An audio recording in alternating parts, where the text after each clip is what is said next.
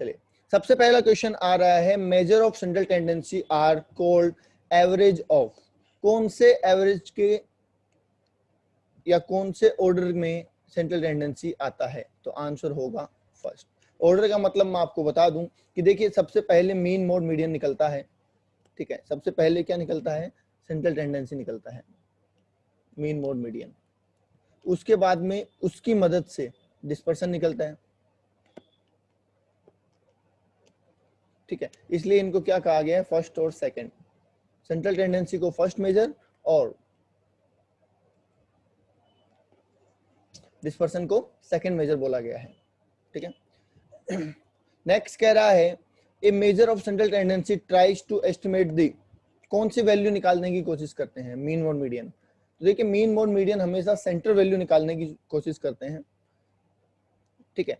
क्योंकि आगे मैं आपको एक चीज बताऊंगा कि कई डिस्ट्रीब्यूशन होते हैं, आपने सुन रखा होगा वैसे, symmetrical distribution, moderate symmetrical, positively skewed और नेगेटिवली स्क्यूड, इस तरीके के डिस्ट्रीब्यूशन होते हैं, ठीक है। और उनके अकॉर्डिंग हम बात करेंगे तो हम सेंट्रल वैल्यू फाइंड आउट कर रहे हैं, ठीक है। The most commonly used major of central tendency, सबसे ज्यादा यूज आने वाला, तो आप देखेंगे सबसे ज्यादा यूज क्या आता है हमारी कॉमन लाइफ में भी? तो सबसे ज्यादा यूज आता है बेटा मीन। आप हर जगह मीन कैलकुलेट करते हैं, चाहे क्रिकेट का मैच हो, चाहे सफर का हो जिसमें हमको ये पता करना हो कि भाई कितना टाइम लगेगा, ठीक है, चाहे और कुछ हो, एग्जाम में मार्क्स हो, हम सब जगह क्या काम में लेते हैं? मीन काम में लेते हैं, ओके। कभी देखा आपने रियल लाइफ में आपने मोड काम में लिया हो या मीडियन निकाला हो? बहुत रेयरली, ठीक है। नेक्स्ट आ रहा है, algebraic sum of deviation of a set observation from their arithmetic mean.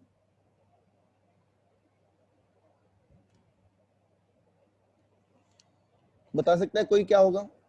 ये पूछ रहा है आपसे, x माइनस एक्स बार का टोटल क्या होगा? ये कितना होगा बोलो? x माइनस एक्स बार का टोटल कितना होगा? बहुत अच्छे से बताया हुआ है आपको क्लास में कि इसका टोटल हमेशा 0 होगा, ठीक है। तो इट विल बी सी, ठीक है। चलिए, नेक्स्ट कह रहा है, if there are 3 observation 15, 20 and 25, then the sum of deviation of observation from their arithmetic mean. तो यहाँ पे भी यही पूछा है आपसे, ठीक है। यहाँ पे भी यही पूछा है आपसे, ठीक है। पहले तो बता दो एक बार मुझे, एक बार बता दो कि आपको क्या बोला कि 15 है, 20 है और 25 है, 3 फिगर है। एक बार इनका एवरेज बता दो। सबसे पहले तो अर्थमेटिक मीन कितना आएगा? 20 आएगा। मैं करके दिखा देता हूँ, वही चीज है।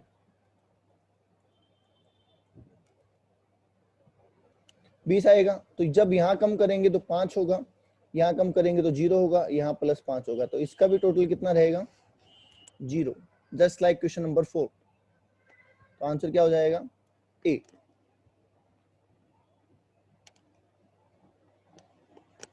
ओके, चलिए 5 क्वेश्चन हमने कर लिए। 5 तक किसी के कोई डाउट है तो बोल दो। 5 तक किसी के कोई डाउट है तो बोल दो।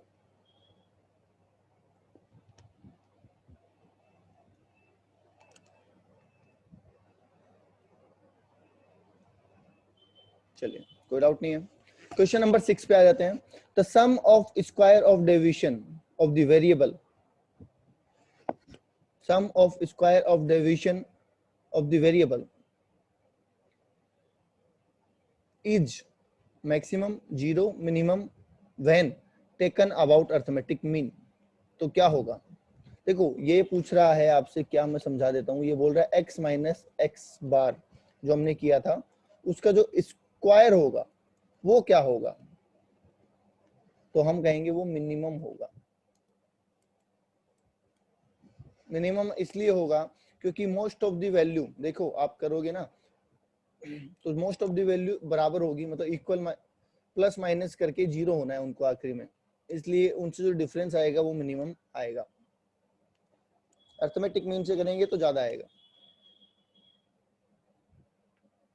ठीक है। कुछ लोगों के मन में आ रहा होगा सर अभी तो 0 बताया था, वो 0 बताया था x माइनस एक्स बार, और यहाँ पे पूछा है x माइनस एक्स बार का स्क्वायर, तो जो स्क्वायर होगा वो मिनिमम होगा अर्थमेटिक मीन से।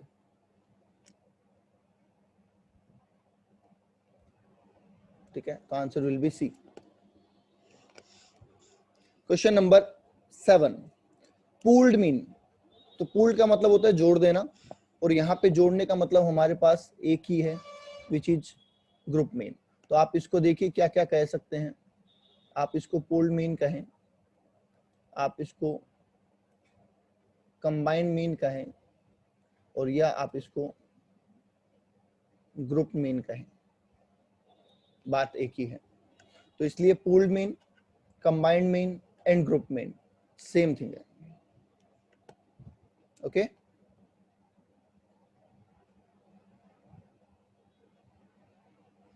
जिन लोगों ने ट्राई कर लिया जिन लोगों ने ट्राई कर लिया उनके लिए तो बड़ा आसान है, और जिन्होंने नहीं ट्राई किया है वो लोग जरूर इस पे फोकस रखें।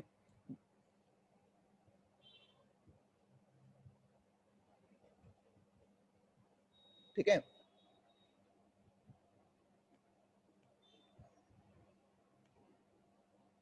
ओके चलिए, प्राइम नंबर कौन कौन से होते हैं। नेक्स्ट कह रहा था mean of first prime number is, कोई बता सकता है पहले 5 प्राइम नंबर कौन कौन से हैं।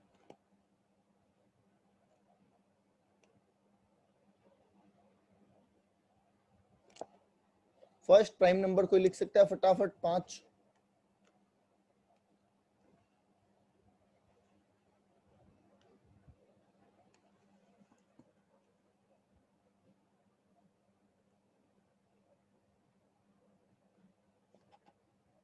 1 3 5 7 9।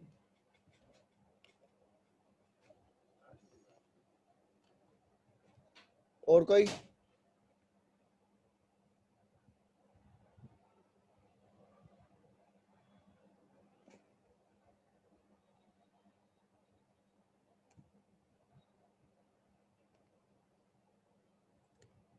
टू 3 5 7 11 बिल्कुल करेक्ट है। 1 नहीं आएगा बेटा। 2 3, अरे 5 ही लिखने बेटा, चिराग 5 ही लिखने हैं। ठीक है, तो आपने लिख दिया 2 3 5 7 एंड 11। एक बार इनका मीन निकाल दोगे।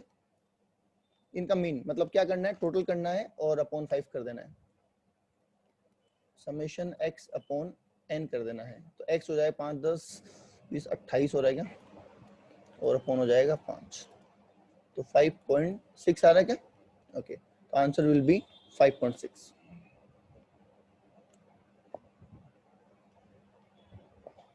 ओके सर ये वाला बता दो। देखो प्राइम नंबर कौन से होते हैं, प्राइम नंबर वो जो खुद से डिवाइड हो। ठीक है, प्राइम नंबर वो जो खुद से डिवाइड हो। तो 2 3 5 7 11 हमारे प्राइम नंबर्स होते हैं। आज ऐसे आगे भी चलते जाएंगे फर्दर भी। हमसे बोला पहले 5 प्राइम नंबर, तो हमने पहले 5 नंबर प्राइम नंबर लिखे, इंडिविजुअल सीरीज है, समेशन एक्स किया और अपॉन एन कर दिया, तो टोटल आया 28 डिवाइड बाई 5, आंसर आ गया 5.6। बोलिए कोई डाउट है किसी को। ठीक है, नेक्स्ट बेटा 9 तो बहुत इजी है, सिंपल सा बोला है कि मीन निकाल के देना है। तो एक बार आप मुझे बता देंगे 9 का समेशन एक्स कितना आ रहा है। ऐसे क्वेश्चन में आप मुझे बता देंगे तो थोड़ा जल्दी हो जाएगा। 41 नहीं, एक बार टोटल बता दो बेटा। समेशन एक्स कितना है वो बता दो। 410 समेशन एक्स है, एन 10 है, तो आंसर विल बी 41। ओके चलिए नेक्स्ट में थोड़ा सा क्रॉस क्वेश्चन है। क्रॉस क्वेश्चन ये कह रहा है कि भैया समेशन एक्स अपॉन एन होता है मीन। ठीक है, हम आपको मीन निकाल के दे रहे हैं। कितना मीन निकाल के दिया हमको, 6 दिया है। समेशन एक्स पता नहीं, एन दे रखा है आपको 6 ही दे रखा है, तो बता सकते हैं समेशन एक्स कितना हो जाएगा 36। समझ रहे क्वेश्चन क्या है, 1 3 5 6 x और 10, इन सबको मिला के इनका एवरेज 6 आ रहे हैं। तो हमने उस एवरेज से ये पता कर लिया कि जो समेशन x है वो 36 है। अब बाकी वैल्यूज तो हमें पता है, तो बाकी वैल्यू का टोटल कर लो 1 3 5 6 10, इनका टोटल कर लो 25 आ रहा है क्या? 25 आ रहा है। और x की वैल्यू कितनी आ जाएगी? 11। बैलेंसिंग फिगर में निकल जाएगा कि टोटल होना चाहिए 36, बाकी वैल्यू जो आ रही है वो 25 आ रही है, तो इसका मतलब 11 हमारा आंसर हो जाएगा। क्वेश्चन नंबर 10 तक हो चुका है। किसी के कोई डाउट है तो बोल सकता है।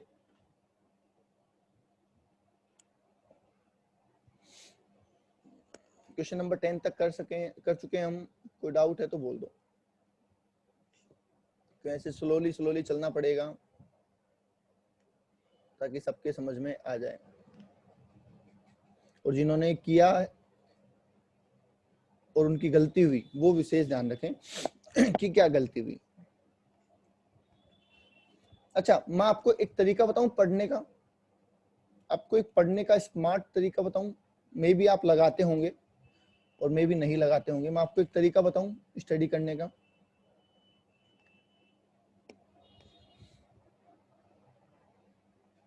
बोलो, बताऊं या नहीं बताऊं? अच्छा, मुझे एक बात बताओ, इस चैप्टर में अप्रोक्स 100 या 110 एमसीक्यू होंगे, ठीक है?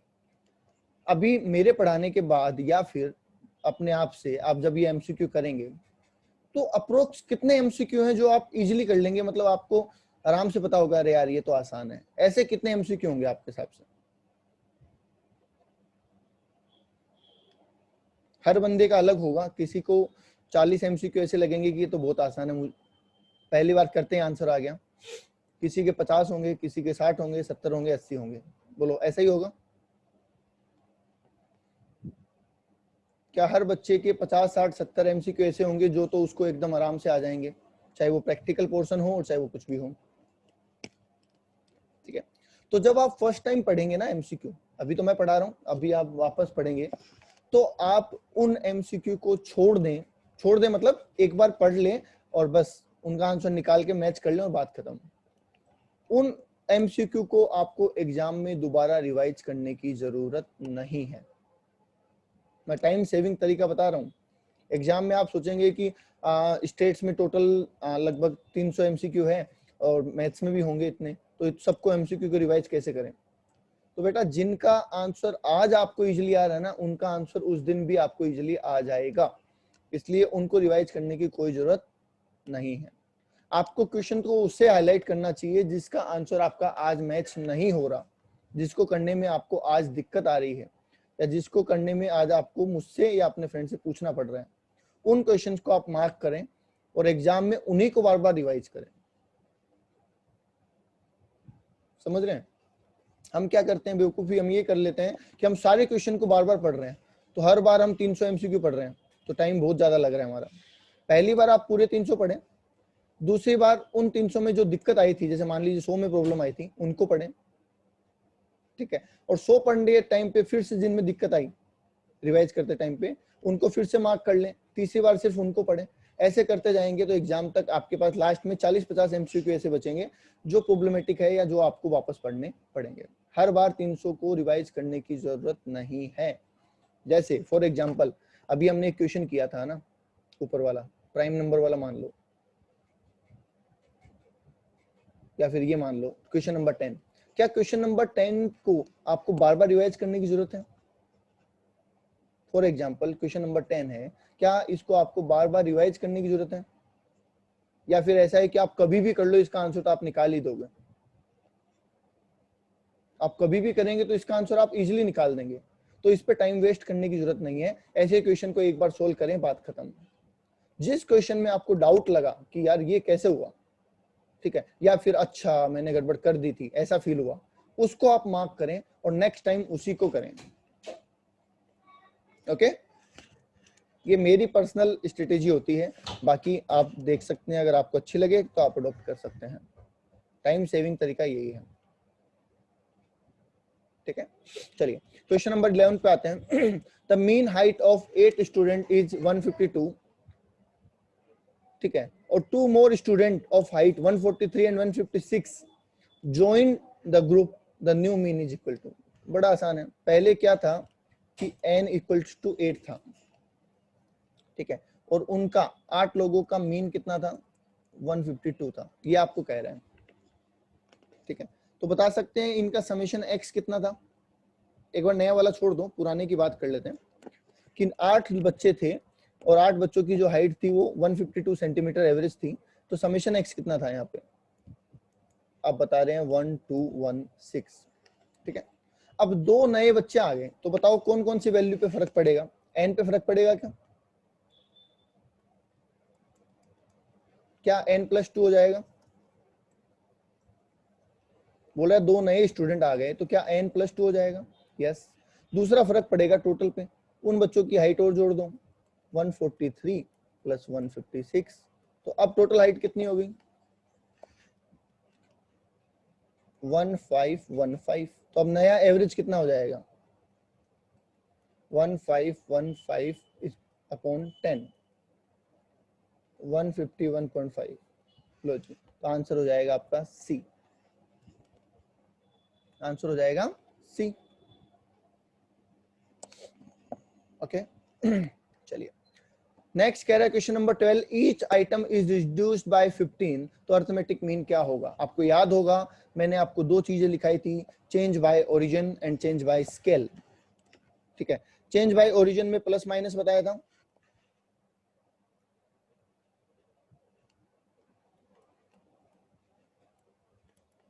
और चेंज इन स्केल में मल्टीप्लाई और डिवाइड बताया था, और ये कहा था कि जो सेंट्रल टेंडेंसी है जो सेंट्रल टेंडेंसी है वो दोनों से इफेक्ट होती है, मीन दोनों से इफेक्ट होता है,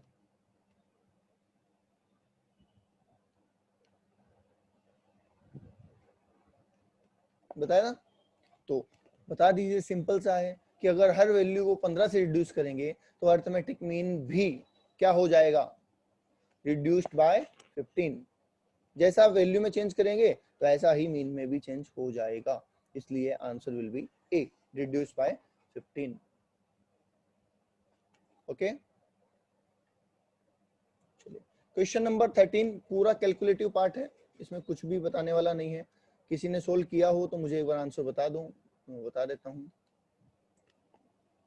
आप इसमें फॉर्मूला लगा सकते हैं, चाहे डायरेक्ट मेथड चाहे शॉर्टकट मेथड, मतलब fx अपॉन n कर सकते हैं, ठीक है। आंसर आएगा 416.71 एज पर अक्षिता ने जो बताया 416.71, ये आपका आंसर आ जाएगा, ठीक है। बिल्कुल सिंपल सा है, पहले आप मिड वैल्यू निकालेंगे, मिड वैल्यू को f से मल्टीप्लाई करेंगे तो fx आ जाएगा, फ्रीक्वेंसी का टोटल n ले लेंगे और बात खत्म। इज दैट क्लियर, ठीक है।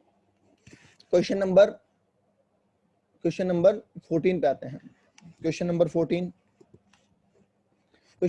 में कह रहा है कि इनकम्प्लीट डिस्ट्रीब्यूशन है, मॉडल मार्क्स है 44, ठीक है, और ग्रुप दे रखे हैं, मार्क्स दे रखे हैं, what would be the value of mean.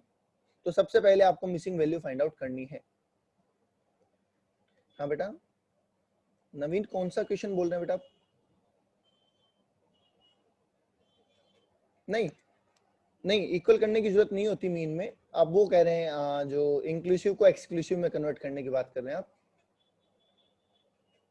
Inclusive को एक्सक्लूसिव में कन्वर्ट करने की बोल रहे हैं ना, नहीं वो नहीं होगा बेटा। इंक्लूसिव को एक की अच्छा क्वेश्चन मैं बता देता हूँ, देखिए इंक्लूसिव को एक्सक्लूसिव में कन्वर्ट तभी करना होता है जब फॉर्मूले में कहीं पे लिमिट काम आए, L1 या L2।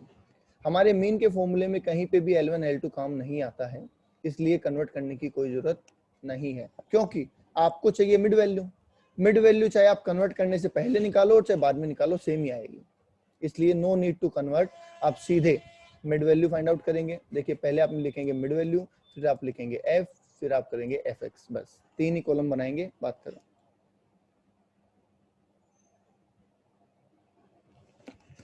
चलिए 14 की बात कर रहे हैं, तो 14 में पहले आपको क्या करना पड़ेगा, मोड दे रखा है और मोड से ये मिसिंग फ्रीक्वेंसी फाइंड आउट करनी पड़ेगी, बोलो कर लोगे या कराऊं। क्वेश्चन नंबर 14 में मोड दे रखा है और मोड से मिसिंग फ्रीक्वेंसी पूछा है आपको,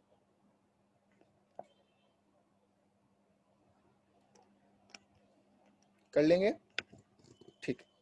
तो आप इसको ट्राई कर लेना। आंसर इसका मुझे कोई बता दो जिसने किया हो तो, अगर किसी ने कर रखा है तो मुझे इसका आंसर बता दो।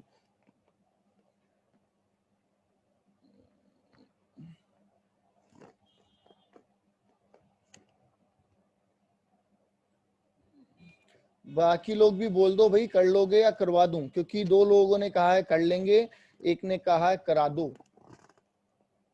बाकी लोग क्या करते हैं, या तो उनको करना भी नहीं है, करा दो भी नहीं है, तो क्या फिर क्या करोगे? एटलीस्ट कुछ तो रिप्लाई करो बेटा। मैं आपके लिए इतनी मेहनत कर रहा हूँ कि सारी क्लासेज किसी से भी कैसे भी कोई डाउट ना रहे, आप रिप्लाई तो कर दो एटलीस्ट। चलिए मुस्कान, मैं आपको इसका आंसर सोल्व करके व्हाट्सएप कर दूंगा, ठीक है। आंसर 48 आ रहा है, कैसे आया वो मैं आपको व्हाट्सएप कर दूंगा, ओके। चलिए 15 पे चलते हैं। 15 आपको कह रहा था given that the mean height of A group of student for 67 45 inch, ठीक है, 0.45 inch, find out the missing frequency for the following incomplete distribution. Same वही तरीका है, अब इस बार मीन दे रखा है और अगेन आपको मीन का भी क्या पूछा है, मिसिंग वैल्यू पूछा है, ठीक है। तो ये भी आप ट्राई कर लेंगे।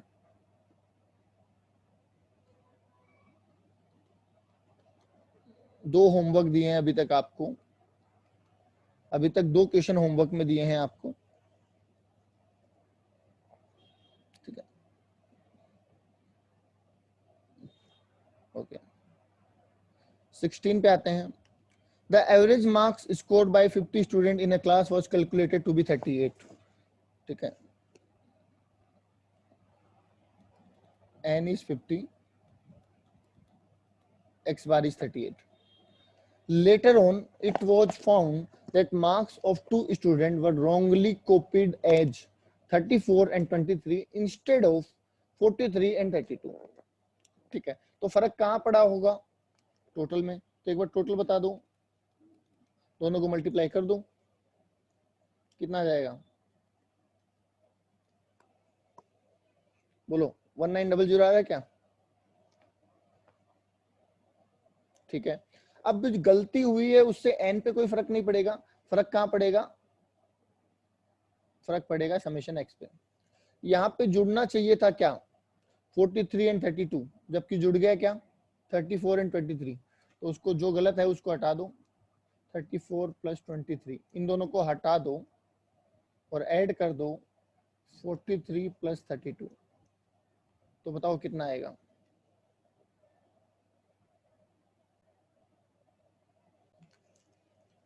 थर्टी फोर 23 को हटाना है और 43 32 को जोड़ना है, तो यस बता रहे हैं 1918 आएगा। ये लो जी 1918 लिख दिया, तो नया मीन भी निकाल दो 1918 अपॉन 50, क्योंकि नंबर ऑफ स्टूडेंट तो वही है ना, बोलो कितना आएगा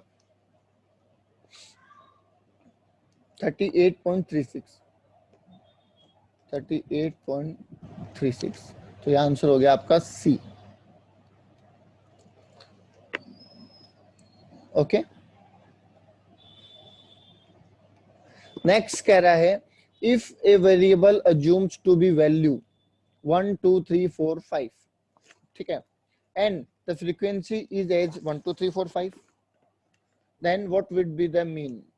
तो देखो क्या बोला है आपको, ये बोला है कि यहाँ लिख देता हूं मैं, x दे रखा है 1 2 3 4 5 और उनकी फ्रीक्वेंसी दे रखी है 1 2 3 4 5, तो मीन बताओ। तो बड़ा आसान है आपके लिए मीन बताना, आप क्या कर देंगे, fx कर देंगे, आप चाहते तो इनका स्क्वायर भी कर सकते थे, तो 1 4 9 16 25, fx का टोटल कर दो, n का टोटल कर दो, बोलो।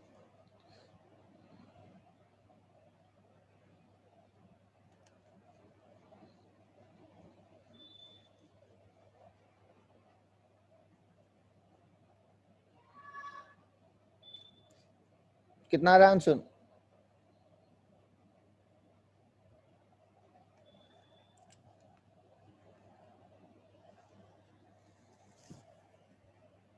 0.33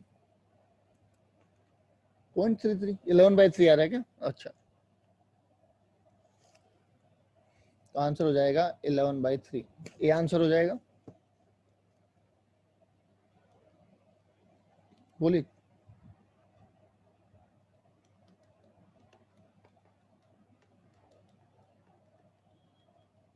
ऐसा किया है हमने।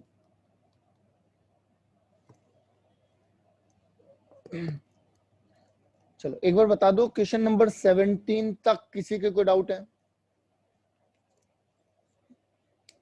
क्वेश्चन नंबर 17 तक किसी के कोई डाउट है?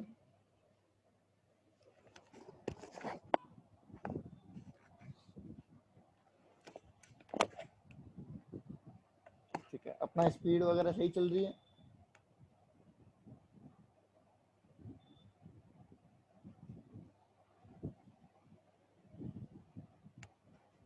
चलिए, नेक्स्ट क्वेश्चन बड़ा इंपॉर्टेंट है, इसको मोस्ट, सर एक बार फिफ्थ बताना, फिफ्थ क्या था बेटा?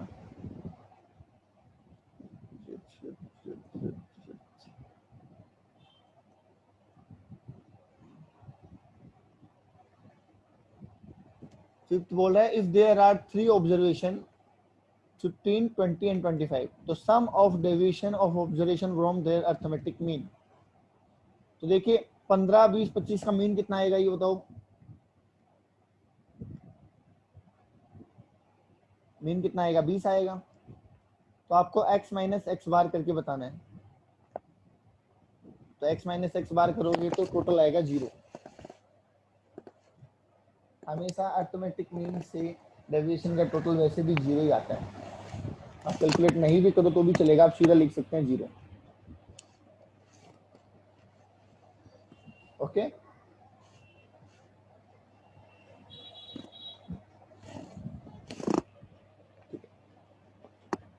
कुछ चैट्स मेरे पास पर्सनल आती है, प्राइवेट चैट आती है, तो मैं बच्चों का नाम नहीं ले रहा हूँ, किसकी प्रॉब्लम है आप मुझे पूछ सकते हैं, अगर आपको बिना नाम बताए पूछनी है तो भी। ठीक है, कौन क्या सोचेगा बिल्कुल ना सोचें, एग्जामिनर क्या सोचेगा यही सोचें बस।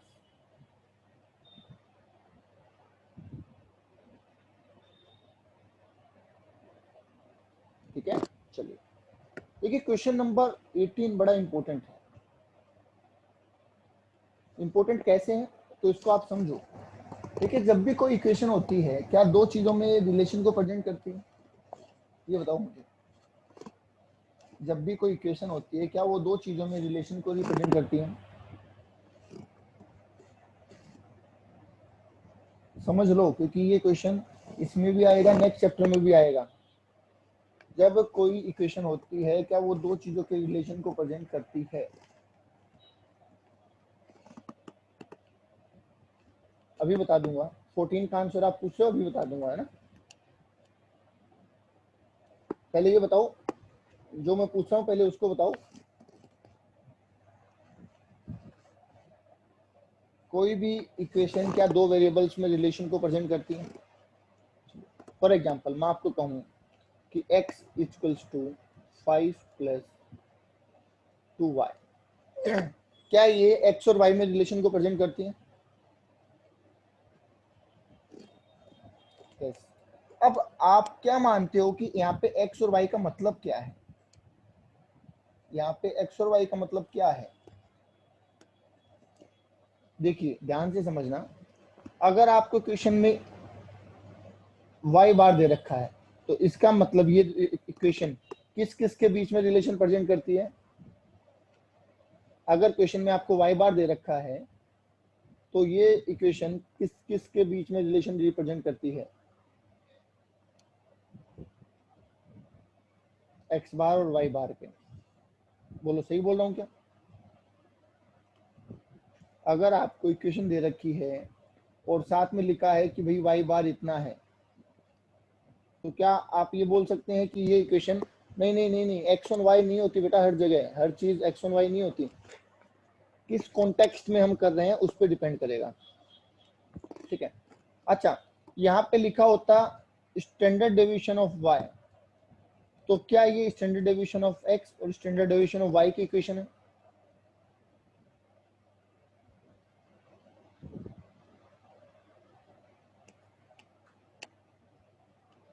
ठीक है, इस सेम इक्वेशन में यहाँ पे लिख देते हैं कि मीडियन ऑफ y, तो क्या ये मीडियन ऑफ y और मीडियन ऑफ x की बीच की रिलेशन है?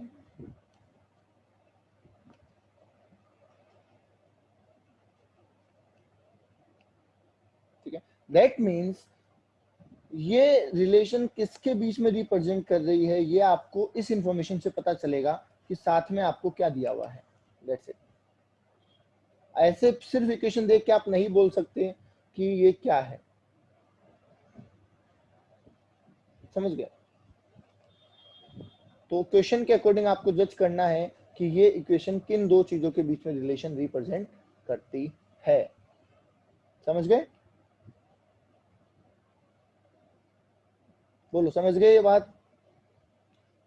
मैं इसलिए बता रहा हूं कि ये सेम क्वेश्चन यहाँ है और y बार दे रखा है तो इसका मतलब अलग है, और ये सेम क्वेश्चन डिस्पर्सन वाले चैप्टर में होगा और H D of why they रखा होगा तो इसका मतलब अलग होगा।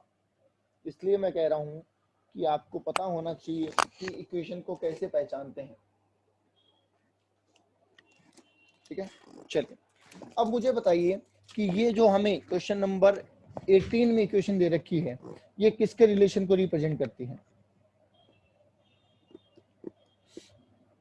क्वेश्चन नंबर 18 में जो इक्वेशन दे रखी है, ये किन दो चीजों के बीच में रिलेशन को रिप्रेजेंट करती है?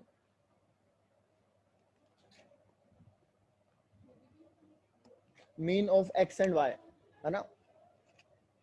Mean of x and y, okay, very good. अब मुझे बताओ कि क्या मीन ओरिजिन और स्केल दोनों से इफेक्ट होता है? क्या मीन ओरिजिन और स्केल दोनों से इफेक्ट होता है? ओके, तो अगर ये मीन ओरिजिन और स्केल दोनों से इफेक्ट होता है तो आप पूरी इक्वेशन सोल्व करेंगे, मतलब आप प्लस माइनस को भी ध्यान में रखेंगे। और अगर यही क्वेश्चन डिस्पर्शन का होता तो क्या डिस्पर्शन प्लस माइनस से इफेक्ट होता है? क्या एच डी प्लस माइनस से इफेक्ट होता है? नहीं। तो इन दैट केस आप ये -20 को कंसीडर नहीं करते अगर ये क्वेश्चन एच डी का होता। डिफरेंस समझ पा रहे हैं? क्वेश्चन को सबसे पहले पहचानना है कि ये किसका है, फिर ओरिजिन और स्केल की बातें करनी है। तो क्वेश्चन है मीन का और ये ओरिजिन और स्केल से इफेक्ट होता है, तो इसको आप सिंपली पूरा सोल्व कर देंगे, पूरी इक्वेशन को। 5x, x की जगह रख दो x बार, तो कितना हो जाएगा 150, माइनस कर दो 20 तो बचेगा कितना 130, तो आंसर विल बी 130। आई बात समझ में? कोई है जिसकी बात समझ में ना आई हो?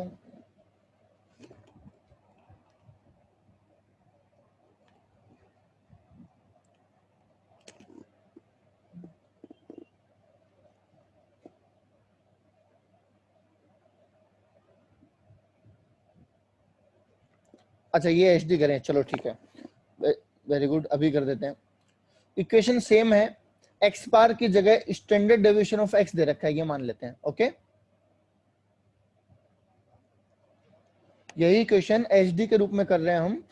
सारी इक्वेशन सेम है, एक्स बार की जगह स्टैंडर्ड डेविएशन ऑफ एक्स दे रखा है और स्टैंडर्ड डेविएशन ऑफ वाई पूछा है। क्वेश्चन क्लियर है? तो आंसर हो जाएगा 150, क्योंकि हम x की जगह तो x रखेंगे पर -20 को वेटेज नहीं देंगे, क्योंकि -20 स्टैंडर्ड डेविएशन को इफेक्ट नहीं करता है। प्लस माइनस की जो वैल्यू होती है, चेंज इन ओरिजिन जिसकी हम बात करते हैं, वो इंडिपेंडेंट होता है एच डी।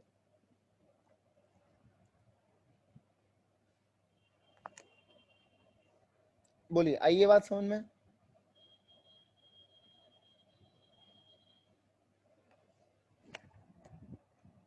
और कोई है जिसके डाउट है इस क्वेश्चन में?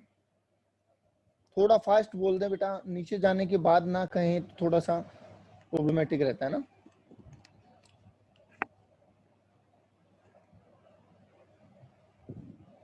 चलिए, question number 19, the mean salary for a group of 40 female workers is 5200, मतलब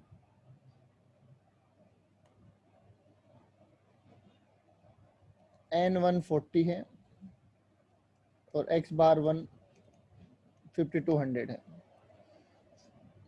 ठीक है, आगे लिखा है कि ग्रुप ऑफ मेल वर्कर मतलब n2 60 है और उनका एवरेज जो है x बार 2 वो 6800 है। कंबाइंड सैलरी बतानी है, कंबाइंड मीन बताना है। कर सकते हैं, दोनों को मल्टीप्लाई कर दो, 40 इंटू 5200 एंड 60 इंटू 6800 और डिवाइड बाय 100, तो आंसर आ जाएगा 6160।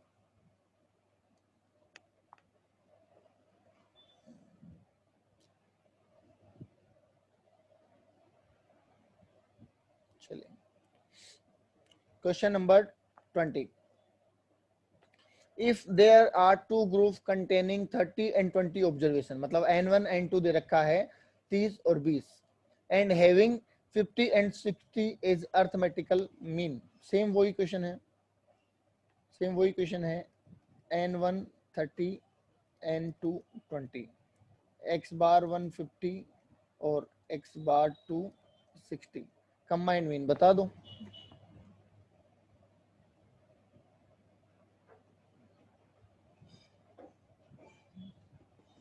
ध्यान है ना सबको, कंबाइंड मीन कैसे निकालते हैं, कोई ऐसा तो नहीं है जिसको नहीं पता। n1 x बार 1 प्लस n2 x बार 2 अपॉन n1 प्लस n2 ये है, तो आंसर कितना आ रहा है 54। लो जी,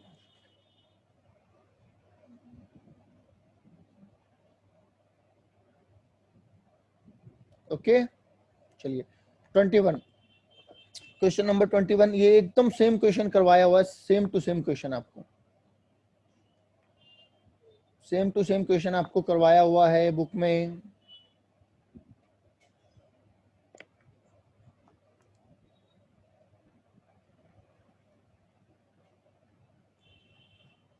आंसर किसी ने किया हो तो बता दो।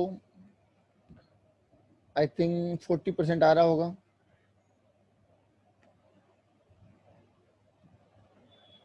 फोर्टी आ रहा है ना, ठीक है, तो आप ट्राई कर लेना।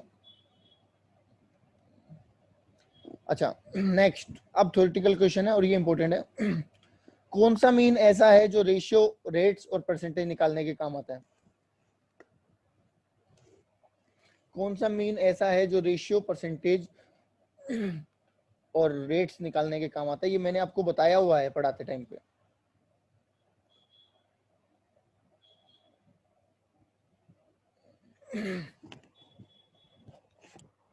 जल्दी बोलो, कौन सा मीन ऐसा है जो रेशियो और परसेंटेज निकालने के काम आता है?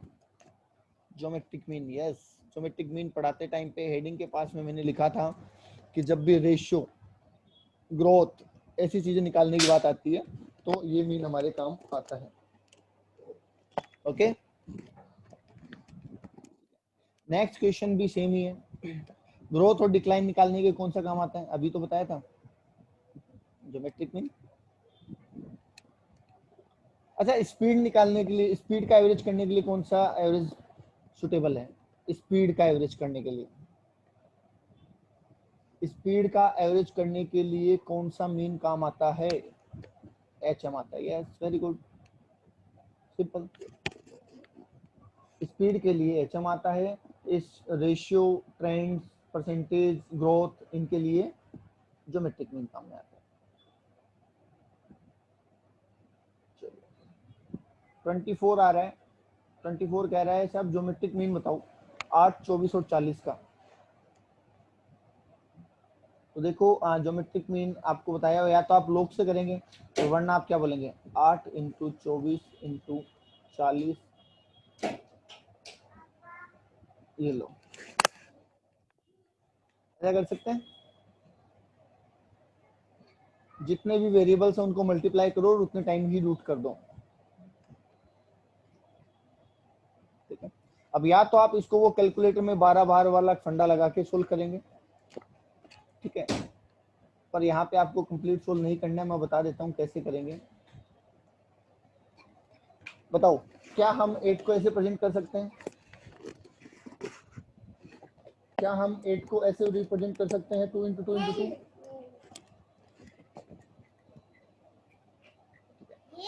क्या हम 2 इंटू 2 इंटू 2 इंटू 3 लिखें तो क्या 24% हो जाएगा? क्या 24 कैलकुलेट हो जाएगा इससे?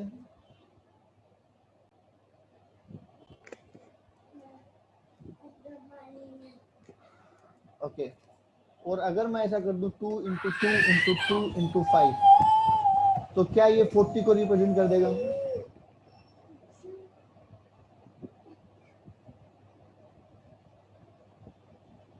यस तो आपके सामने 8, 24, 40 तीनों ले लिया हमने। अब तीनों में से कॉमन वैल्यू को उठा लो। कितनी होगी? 8। ठीक है और अभी भी अंडर रूट में कितनी रह गई? ये आंसर हो जाएगा आपका।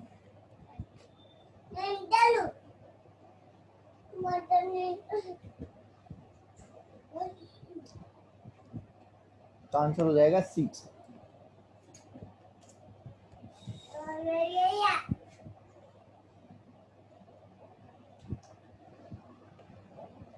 आप चाहो तो वैसे कर लो 8 मल्टीप्लाई बाय 24 मल्टीप्लाई बाय 40 जो वैल्यू आएगी उसको फिर 12 बार अंडर रूट करके -1 करके 3 से 1 जो 1/3 की पावर होगी उससे डिवाइड करके वो भी कर सकते हैं आप। 3 से डिवाइड करके और वापस +1 करके 12 बार इंटू इसको वाला फंडा भी कर सकते हैं। पर इन्होंने जो ऑप्शन दिए उसके हिसाब से मैंने आंसर आपको समझाया है। चलिए is that clear?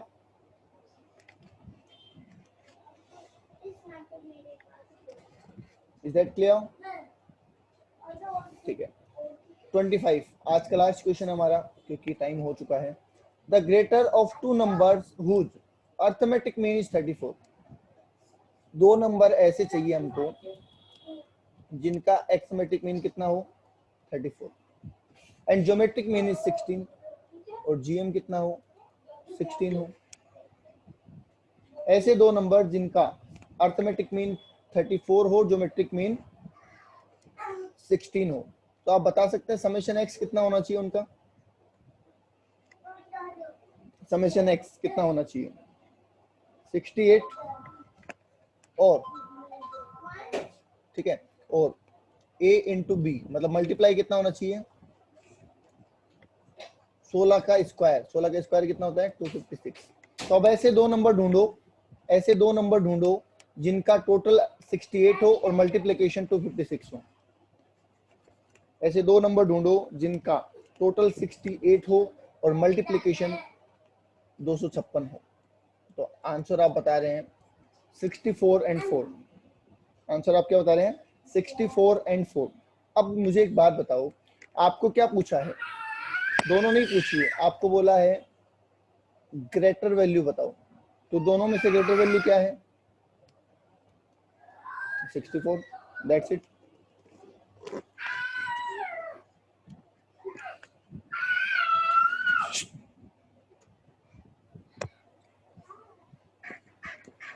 Question number 25 तक किसी के कोई डाउट हो तो? एक बंदे ने मुझे 15 नंबर क्वेश्चन पूछा हुआ है 14 सॉरी वो बताना है मुझे। बाकी इसके अलावा किसी को कोई डाउट हो तो बोलो। 25 तक कोई डाउट है तो बोलो। 64 कैसे आया बेटा? 64 और 4 आ गया क्या आपका? 64 और 4 कैसे आया ये तो समझ में आ गया क्या? हमें दो वैल्यू ऐसे चाहिए जिनका टोटल 68 और मल्टीप्लिकेशन 256 हो। ठीक है तो ये आपको निकालना पड़ेगा, करके देखना पड़ेगा कि ऐसी दो वैल्यू कौन सी है जिनका टोटल तो होना चाहिए 68 और मल्टीप्लिकेशन होना चाहिए 256। जब आप निकालेंगे तो आपके पास दो वैल्यू आएगी 64 एंड 4। ठीक है और अब आप देखेंगे कि इनमें से ग्रेटर वैल्यू क्या है। तो ग्रेटर वैल्यू है 64 इसलिए हमने आंसर लिखा है 64 क्योंकि हमसे ग्रेटर वैल्यू पूछी गई थी।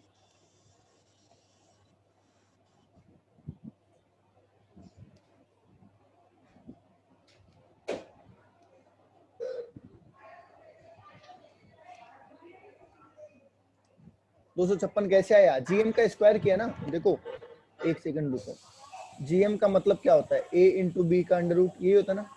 अगर दो वैल्यू का जीएम निकालना हो तो उसका मतलब क्या होगा, a इंटू बी का अंडर रूट।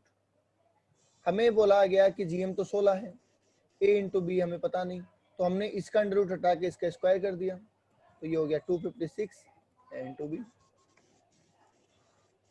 ऐसे आया 256। ऐसे क्वेश्चन किए हुए हैं बेटा हमने बुक में, 2-3 क्वेश्चन ऐसे किए हुए हमने, सेम टू सेम।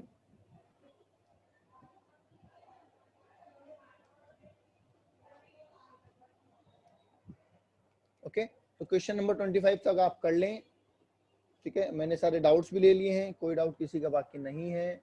14 में किसी ने एक डाउट पूछा था, 14 में, हाँ तो 14 तो होमवर्क है ना आपका, होमवर्क करो आप, बाद में मैं आपको आंसर भेज दूंगा, ठीक है। चलिए, thank you. Okay okay, thank you.